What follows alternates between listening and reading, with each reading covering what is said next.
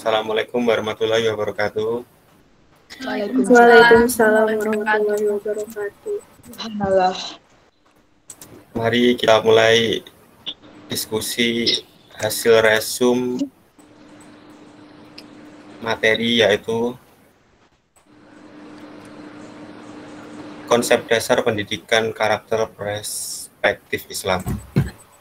Baiklah, silakan mulai dari abstrak. Abstrak. Rumusan masalah dalam penelitian ini adalah 1. Bagaimana konsep dasar pendidikan karakter. 2. Bagaimana konsep dasar pendidikan karakter dalam Islam. 3. Bagaimana implementasi konsep dasar pendidikan karakter dalam Islam.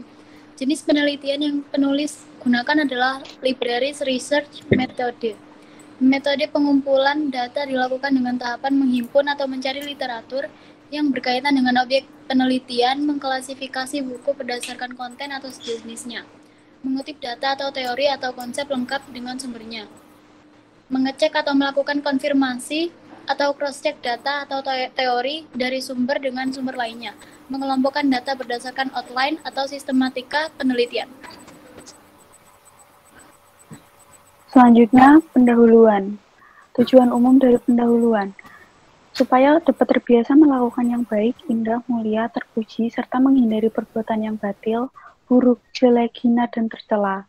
Pentingnya peningkatan perilaku baik bagi siswa, karena salah satu faktor penyebab kegagalan pendidikan Islam selama ini karena peserta didik banyak yang kurang atau masih rendah akhlaknya. Ketidakberdayaan sistem pendidikan di Indonesia selama ini hanya menekankan kepada proses transformasi pengetahuan saja, belum pada proses transformasi nilai-nilai luhur moral, etika, dan norma yang merupakan ajaran agama kepada siswa. Untuk membimbingnya agar menjadi manusia yang berkepribadian kuat dan berperilaku mulia. Secara keseluruhan, pendidikan di sekolah, kegiatan belajar mengajar merupakan kegiatan yang paling kompleks. Ini berarti bahwa berhasil atau tidaknya pencapaian tujuan pendidikan banyak bergantung kepada bagaimana proses yang dialami oleh siswa sebagai peserta didik. Perbaikan perilaku merupakan suatu misi yang paling utama yang harus dilakukan oleh guru kepada peserta didik. Strategi merupakan komponen yang berpengaruh dalam dunia pendidikan, terlebih terkait erat dengan proses pembinaan akhlakul karimah peserta didik. Pada setiap lembaga pendidikan, baik yang bersifat formal, informal, atau non-formal, pastilah mempunyai komitmen yang kuat terhadap usaha untuk pembinaan akhlakul karimah peserta didik.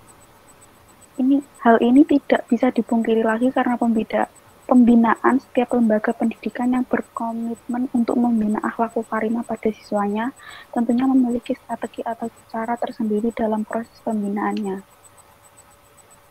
Cukup. Baik, selanjutnya akan saya lanjutkan bagian B, metode penelitian. Yang A, jenis penelitian. Dalam penelitian ini menggunakan penelitian kepustakaan atau library research, bertujuan mengumpulkan sumber data dalam wujud bahan tertulis seperti kitab suci, buku, majalah, jurnal, surat kabar, dan yang lainnya. B, pendekatan penelitian.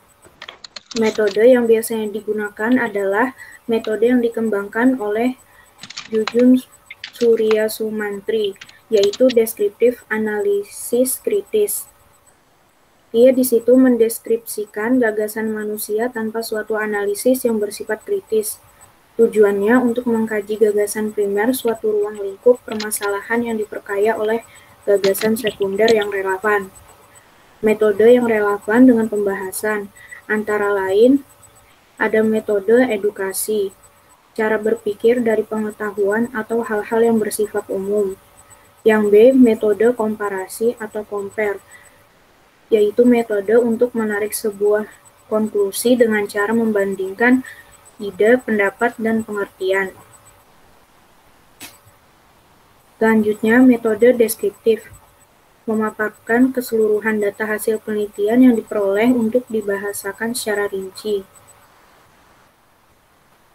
D. Sumber data, mengambil data dari kumpulan dokumen tertulis seperti kitab suci Al-Quran, kitab Al-Hadis, buku-buku, majalah. Selanjutnya, ada metode analisis data, beberapa tahapan yang harus ditempuh oleh seorang peneliti. Yang pertama, menghimpun atau mencari literatur yang berkaitan dengan objek penelitian. Yang kedua, mengklasifikasi dokumen dalam wujud bahan tertulis. Yang ketiga, mengutip data atau teori lengkap dengan sumbernya. Yang keempat, mengecek dan melakukan konfirmasi cek data atau teori dari sumber dengan sumber lainnya. Yang terakhir, mengelompokkan data berdasarkan outline atau sistematika penelitian yang telah disiapkan. C. Teknik analisis data. Ada beberapa tahapan yang harus dilakukan. Yang pertama, meringkas data. Yang kedua, menemukan atau membuat berbagai pola tema. Yang ketiga, mengembangkan sumber. Yang keempat, menguraikan data. Ada dua teknik, ada secara langsung sama secara tidak langsung. Yang kelima, menggunakan pendekatan berpikir. Yang keenam, menghindari bias data. Teknik analisa dari penulisan ini adalah konteks analisis atau analisa isi, yakni pengolahan data dengan cara pemilihan tersendiri berkaitan dengan pembahasan dari berbagai gagasan atau pemikiran para tokoh pendidikan. Sekian, terima kasih. Untuk selanjutnya, C. Hasil penelitian. Dalam proses pendidikan karakter, diperlukan metode yang mampu menanamkan nilai-nilai karakter baik kepada siswa, sehingga siswa tidak hanya tahu tentang moral karakter atau moral knowing saja, tetapi juga diharapkan mereka mampu melaksanakan moral karakter atau moral action yang menjadi tujuan utama pendidikan karakter. Berkaitan dengan metode pendidikan karakter, metode yang ditawarkan oleh Abdurrahman An-Nahlawi dirasa dapat menjadi pertimbangan para pendidik dalam menginternalisasikan pendidikan karakter kepada peserta didik. Metode-metode tersebut adalah sebagai berikut. 1. Metode muhadasah atau metode hiwar. Ialah percakapan silih berganti antara dua pihak atau lebih melalui tanya jawab mengenai satu topik dan dengan sengaja diarahkan kepada satu tujuan yang dikehendaki. Kedua, metode kisah menurut Al-Razi. Kisah merupakan penelusuran terhadap kejadian masa lalu. Dalam pelaksanaan pendidikan karakter di sekolah, kisah sebagai pendukung pelaksanaan pendidikan memiliki peranan penting, karena dalam kisah-kisah terdapat berbagai keteladanan dan edukasi. Yang ketiga, metode Amsal dalam mendidik umat manusia. Metode Amsal atau bisa disebut metode perumpamaan ini juga baik digunakan oleh para guru dalam mengajari peserta didiknya, terutama dalam menanamkan karakter kepada mereka. Yang keempat, metode uswah atau metode keteladanan sebagai suatu metode yang digunakan untuk merealisasikan tujuan pendidikan dengan memberi contoh keteladanan yang baik kepada siswa agar mereka dapat berkembang baik fisik maupun mental dan memiliki akhlak yang baik dan benar. Keteladanan memberikan kontribusi yang sangat besar dalam pendidikan ibadah, akhlak, kesenian, dan lain-lain. Yang kelima, metode pembiasaan. Pembiasaan adalah sesuatu yang disengaja dilakukan secara berulang-ulang agar sesuatu itu dapat menjadi kebiasaan. Metode pembiasaan atau habituation ini berintikan pengalaman, karena yang dibiasakan itu adalah sesuatu yang diamalkan. Dan inti kebiasaan adalah pengulangan kebiasaan yang dilakukan secara terus-menerus ini yang dalam teori pendidikan akan membentuk karakter. Yang keenam, metode ibrah dan mauidhah menurut An-Nahlawi. Ibrah berarti suatu kondisi psikis yang menyampaikan manusia kepada intisari sesuatu yang disaksikan, dihadapi dengan menggunakan nalar yang menyebabkan hati mengakuinya. Adapun kata mauidhah ialah nasihat yang lembut yang diterima oleh hati dengan cara menjelaskan pahala atau ancamannya. Yang ketujuh, metode targhib wa tarhib. Tarhib yang pertama ialah janji kesenangan, kenikmatan akhirat yang disertai dengan bujukan. Yang kedua, tarhib ialah ancaman karena dosa yang dilakukan. Targhib dan tarhib bertujuan agar orang mematuhi aturan Allah. Akan tetapi keduanya mempunyai titik tekan yang berbeda. Targhib agar melakukan kebaikan yang diperintah Allah, sedangkan tarhib agar menjauhi perbuatan jelek yang dilarang Allah. Aristoteles meyakini bahwa individu tidak lahir dengan kemampuan untuk mengerti dan menerapkan standar-standar moral. Dibutuhkan pelatihan yang berkesinambungan agar individu menampakkan kebaikan moral. Sementara Socrates meyakini bahwa ada bayi moral dalam diri manusia yang meminta untuk dilahirkan. Tugas pendidikan adalah membantu melahirkannya. Dalam hadis Rasulullah ditegaskan bahwa tugas kenabian Nabi Muhammad Rasulullah SAW adalah untuk menyempurnakan akhlak. Ini berarti telah ada benih akhlak pada masing-masing manusia. Tinggal bagaimana lingkungan pendidikan dapat mengoptimalkan benih-benih tersebut. Selanjutnya ke kesimpulan, silakan.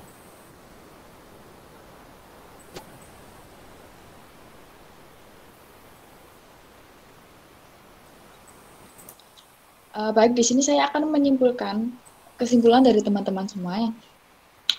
Jadi kesimpulan dari teman-teman yang saya ambil yaitu, untuk yang pertama, konsep dasar pendidikan karakter dalam Islam merupakan proses pembiasaan, pemberdayaan turunan Islam dalam berpedoman pada keteladanan dan kepribadian Rasulullah bagi peserta didik akan menjadi manusia yang berkarakter dalam lingkungan suatu pendidikan atau sekolah, lingkungan keluarga, lingkungan masyarakat, ataupun juga upaya penanaman kecerdasan bagi peserta didik dalam berpikir, bersikap, dan berperilaku sesuai dengan nilai-nilai luhur. Jadi di sini pembentukan karakter merupakan kebutuhan utama bagi tumbuhnya cara beragama yang dapat menciptakan peradaban. Di sisi lain, pertumbuhan agama yang dapat menciptakan peradaban, bahwa di sini juga menunjukkan bahwa masing-masing manusia telah memiliki karakter kepribadian sendiri-sendiri. Namun, itu semua belumlah sempurna. Di sini konsep dasar pendidikan karakter dalam Islam yaitu mereka berupaya untuk menciptakan suatu sistem pendidikan yang tidak lepas dari nilai-nilai ilahiyah dalam membina dan mengembangkan seluruh potensi yang dimiliki manusia sebagai bekal untuk melaksanakannya tugas sebagai mandaritas Tuhan.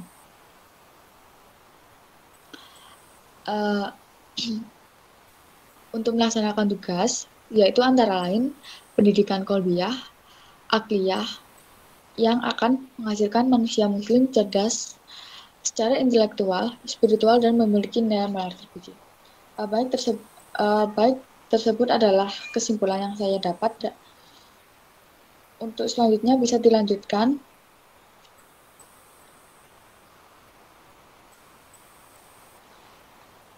Mungkin teman-teman bisa dilanjutkan untuk sesi tanya jawab atau bagaimana? Ya, saya akan bertanya.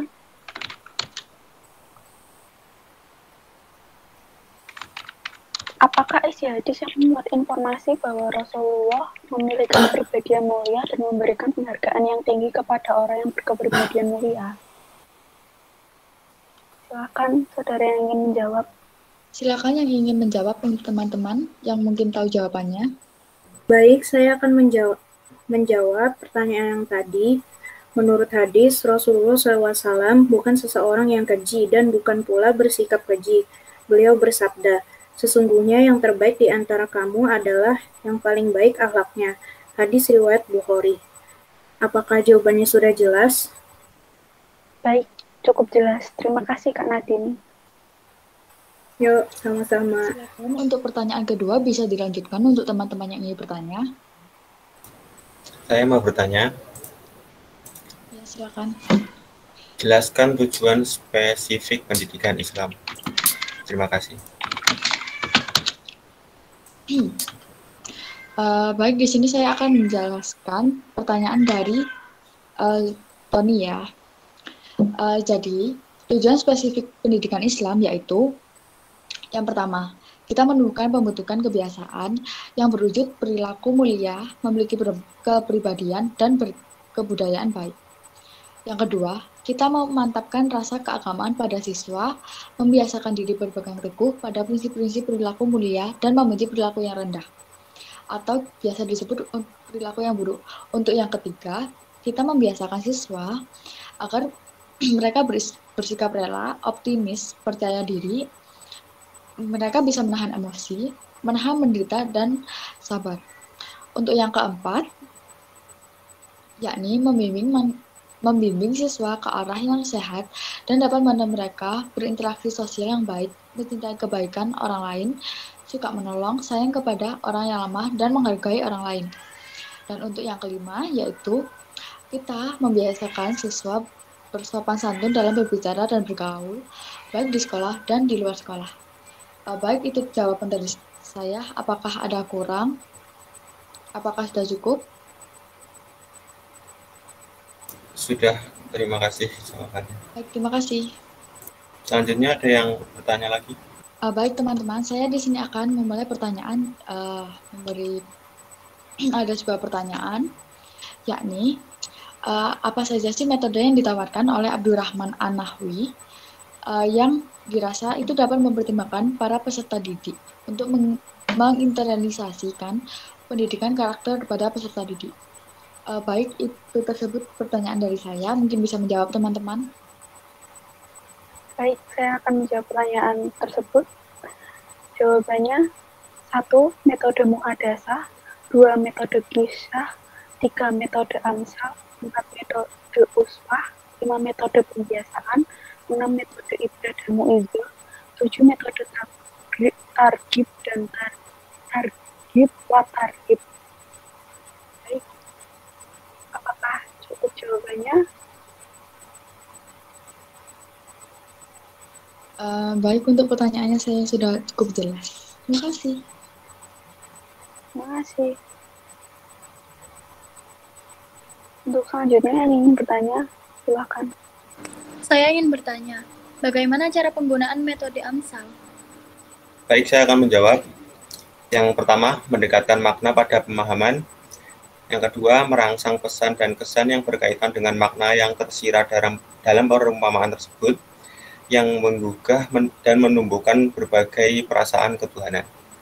Yang ketiga, mendidik akal supaya berpikir logis dan menggunakan kias atau silogisme yang logis dan sehat. Yang keempat, perumpamaan menggunakan motif yang menggerakkan perasaan menghidupkan naluri yang selanjutnya menggugah kehendak dari dan mendorong untuk melakukan amal yang baik dan menjauhi segala kemungkaran. Terima kasih. Baik, untuk Nandina, apakah jawabannya sudah jelas dari jawaban Tony? Sudah cukup jelas, terima kasih. Oke, silakan untuk pertanyaan nomor 5. Siapa yang mau bertanya? Saya ingin bertanya, Silakan, Al. apa saja 10 indikator yang dianggap bias? Saya akan menjawab pertanyaan dari Al. Tidak mempunyai masalah penelitian. Yang kedua, tidak konsistennya antara masa tema atau topik atau pola pembahasan. Yang C, tidak jelasnya kerangka berpikir peneliti, tidak relevannya teori yang digunakan, tidak jelas atau tidak sesuainya metode penelitian yang digunakan, terdapatnya unsur-unsur subjektivitas peneliti, tidak akuratnya sumber atau data yang menjadi sandaran peneliti, dan salah dalam memberikan interpretasi data atau teori, serta tidak memiliki paradigma atau cara pandang penelitian. Yang terakhir, tidak sesuai dengan ranah keilmuan yang diteliti. Apakah sudah cukup jelas? Baik, sudah cukup jelas. Terima kasih. Apakah ada pertanyaan teman-teman? Kalau nggak ada pertanyaan lagi, bisa kita tutup atau bagaimana? Mungkin sudah cukup Kita untuk diskusi kali ini.